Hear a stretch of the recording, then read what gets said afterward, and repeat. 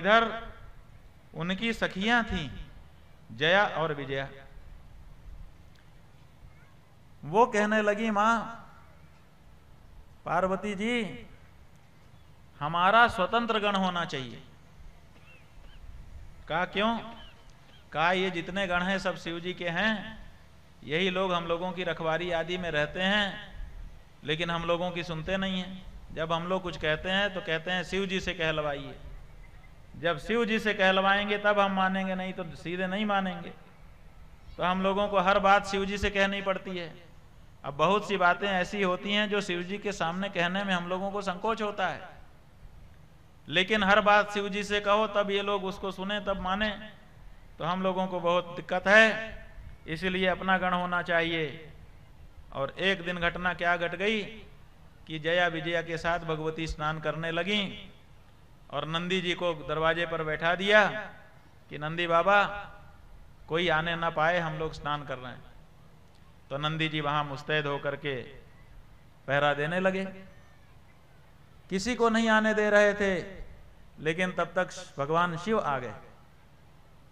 अब नंदी जी भगवान शिव के गण हैं, प्रमुख गण हैं, भगवान शिव को कैसे रोके?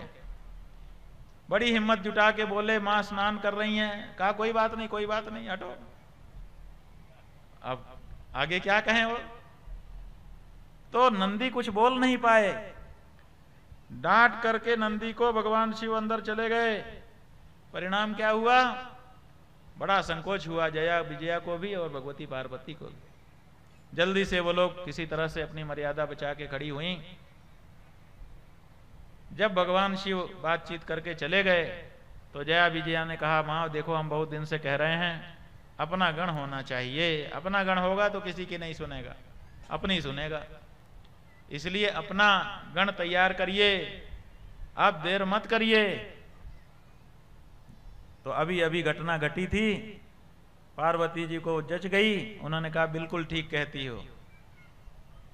विचार्येति च सा देवी वपुषो मल संभवम पुरुषम निर्ममौ सातु सर्वलक्षण संयुतम। उसी समय अपने शरीर के मैल से उन्होंने एक पुतला बना दिया और पुतला बना करके उसमें सब लक्षण से लक्षित कर दिया। अब वो जीवंत हो गया और जीवंत होकर के कहा, बेटा तुम पार्वती पुत्र हो। बोले मां सेवा क्या है?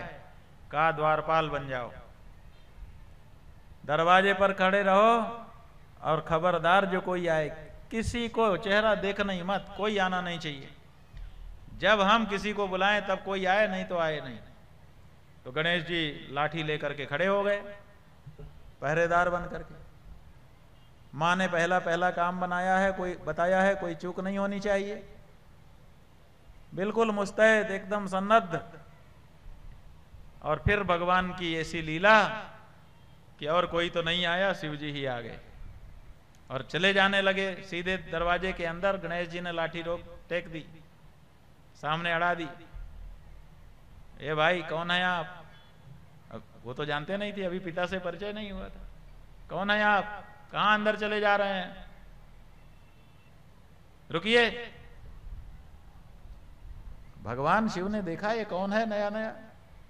कहा भाई तुम कौन हो? तुमको तो हमने कभी देखा नहीं, हमारे सब गण को हम पहचानते हैं। कहा वो हम नहीं जानते, आप किसको जानते हैं किसको नहीं जानते हैं वो आप जानिए।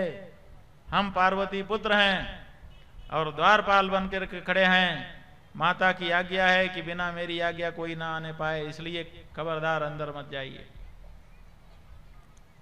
भगवान शिव ने कहा कि बेटा अगर तुम पार्वती के पुत्र हो तो हम तुम्हारे पिता लगेंगे। क्यों? क्योंकि हम पार्वती के पति हैं और पति को पत्नी के पास जाने से कोई नहीं रोक सकता। जो रोकेगा उसको दोष लगता है।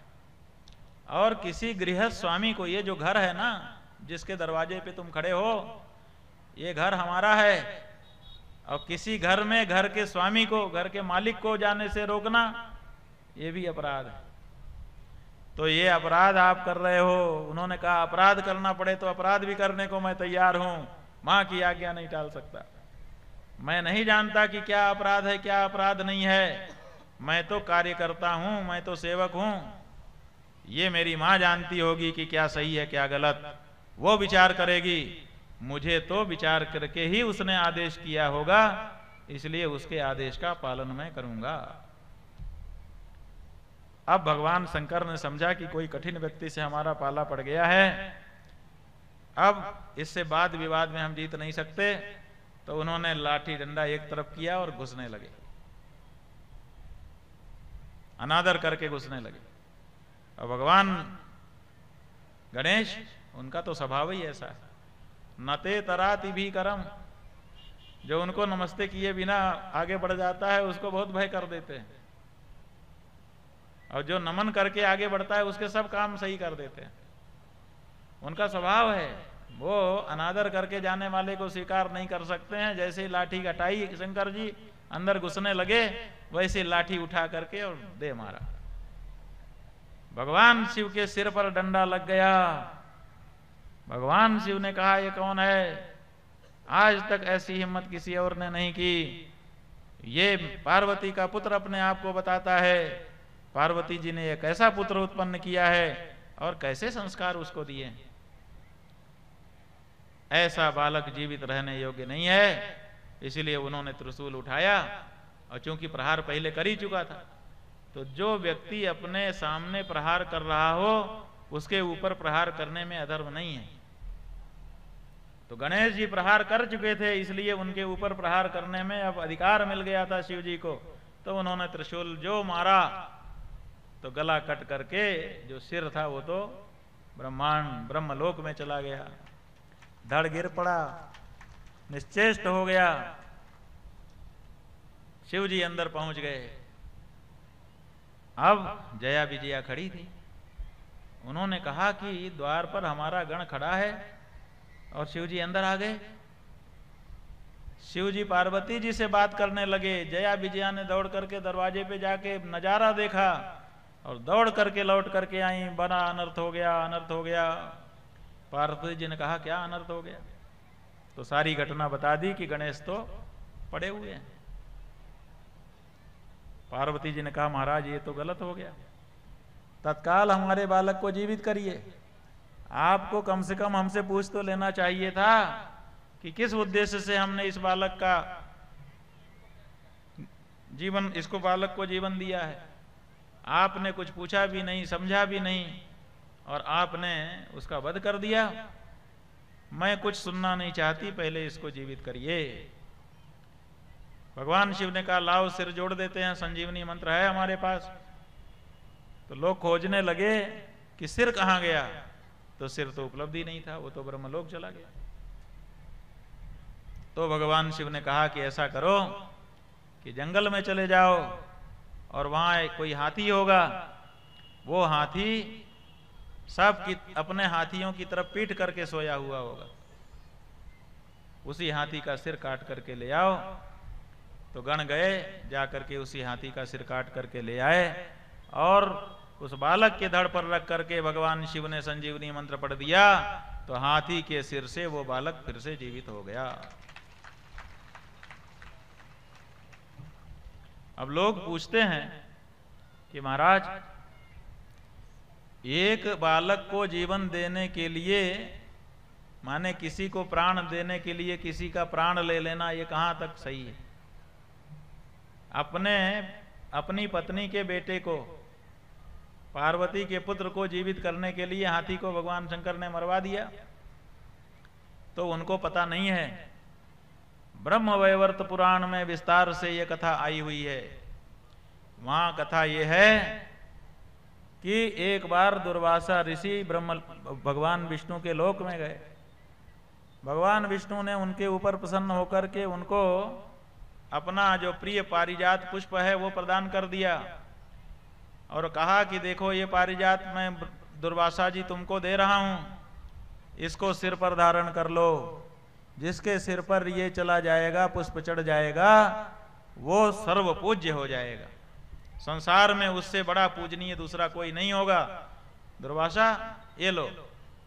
दुर्वासा ने उस पुष्प को ले लिया, लेकिन ले करके उन्होंने सोचा कि मैं इसका क्या करूंगा, मुझे सर्वपूज्य होकर के क्या करना है। ये इंद्र को दे देता हूं। इंद्र सर्व पूज्य हो जाए तो दैत्य लोग आक्रमण कर देते हैं बीच बीच में, उससे उसकी परास्थिति में बाधा आती है, इसलिए इंद्र इसका अधिकारी है। तो वो उसको लेकर के और अपने शिष्यों के साथ इंद्र के पास जाने के लिए निकले, ताकि उसको पारिजात पुष्प भगवान का प्रसाद दे सकें, जिससे वो सर्वपूज्य हो जाए। और इधर इंद्र जो है अपने इंद्र पद के नशे में चूर था, हाथी पर चढ़ करके जा रहा था। दुर्वासा जी आए, कहा इंद्र रुको रुको। इंद्र को अच्छा नहीं लगा। ये महात्मा राजा की सवारी जब जा रही है तो बीच में नहीं रोकना चाहिए, इतना भी इनको ज्ञान नहीं है, बहुत बड़े महात्मा बने हुए हैं, राजा की सवारी को रोका जाता है क्या? नहीं रोका। दुर्वासा जी और थोड़ा आगे बढ़े, कहा इंद्र रुको, बहुत जरूरी है रुकना। तो कहा अच्छा बोलो क्या बात है। हाथी रोक दिया, रोक करके पूछा क्या बात है। तो उन्होंने कहा ये भगवान विष्णु ने पुष्प दिया है, इसको जो अपने मस्तक पर धारण कर लेगा वो सर्वपूज्य हो जाएगा, मैं यही लेकर के तुम्हारे पास आया हुआ हूं। इंद्र ने कहा अच्छा, तुम्हारा फूल हमको सर्वपूज्य बना देगा। अरे हम इंद्र हैं, इंद्र, हम सर्वपूज्य हो चुके हैं, देवताओं के राजा कहे जाते हैं, कोई देवता ऐसा है नहीं जो हमको सिर झुकाए बिना खड़ा हो जाए हमारे सामने, हमको क्या सर्वपूज्य बनाएंगे आप। लेकिन दुर्वासा जी हाथ बढ़ा चुके थे। इंद्र ने हाथ में फूल पकड़ा और पकड़ करके हाथी के सिर पे फेंक दिया, और हाथी के सिर पे जैसे ही वो फूल गया, हाथी ने अपना शरीर हिलाया और इतना तेजी से हिलाया कि इंद्र उससे गिर गया। माने अब हाथी के सिर पर फूल चला गया तो हाथी सर्वपूज्य हो गया, अब उसके पीठ पे बैठने का अधिकार किसी को नहीं रह गया, अब तो वो बैठेगा जिसके सिर पे बैठना होगा।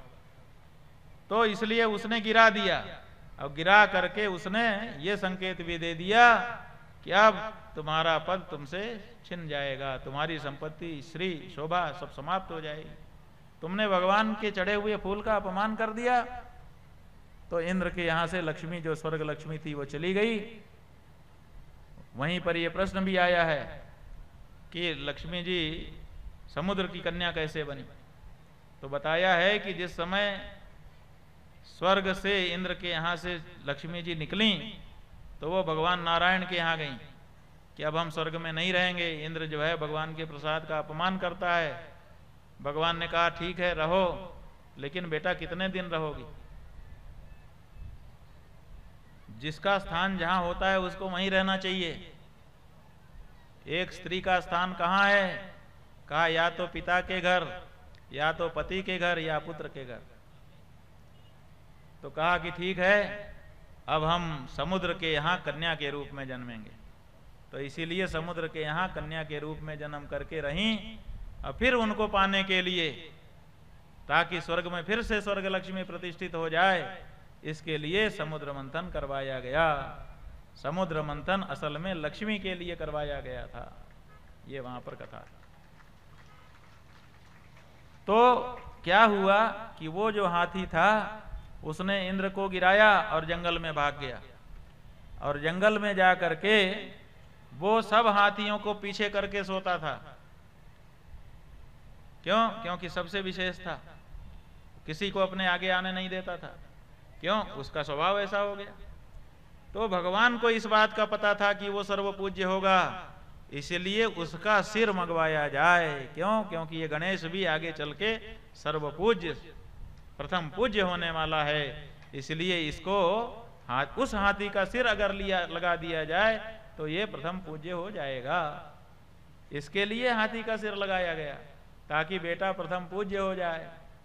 ऐसे नहीं कि बस जिलाना था, जिलाना था तो किसी गण का काट के लगा देते, लेकिन गण ही बना रहता, गणेश नहीं बनता, प्रथम पूज्य नहीं बनता, विघ्न विनायक नहीं बनता। और जब भगवान ने उस हाथी का सिर कटवाया तो हाथी का सिर कटवाने के बाद उसके पूरे शरीर पर अपना श्रीअंग, अपना चरण फेरा, और चरण फेरने से वो हाथी जो गणेश का मुख था उसी में से छाया मुख निकाल करके उसको लगा दिया, और लगा करके उसको जीवित कर दिया। और उस हाथी के पूरे परिवार को भगवान ने वरदान दिया कि तुमने अपना मस्तक गणेश को समर्पित किया है, छाया मस्तक से तुम जीवित हो, लेकिन छाया मस्तक से भी रहने पर जब तुम चलोगे तो तुमको लोग सिर झुकाएंगे, तुम्हारी पूजा करेंगे। आज हाथी किसी गांव में आ जाता है तो लोग उसकी पूजा करने लगते हैं। क्यों? क्योंकि भगवान का आशीर्वाद उसके साथ है। तो भगवान ने किसी की हत्या नहीं करवाई, बल्कि हाथी को जीवित रखते हुए उसके अंदर से वो जो विशेष गुण था प्रथम पूज्यता का, वो अपने पुत्र के ऊपर आरोपित करवा दिया, और इस तरह से अपने पुत्र को प्रथम पूज्य बनवा दिया।